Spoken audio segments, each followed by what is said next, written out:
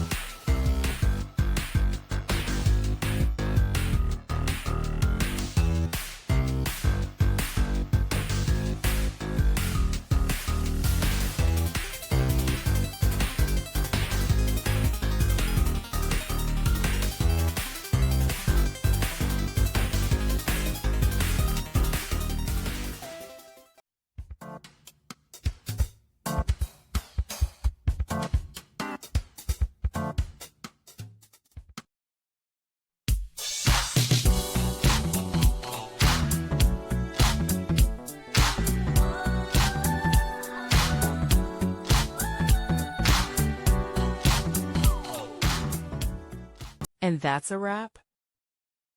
I hope you found the answer you were looking for. If you did, take a second to hit that subscribe button. It really helps out. And let me know in the comments which solution worked best for you. See you next time in the debug zone.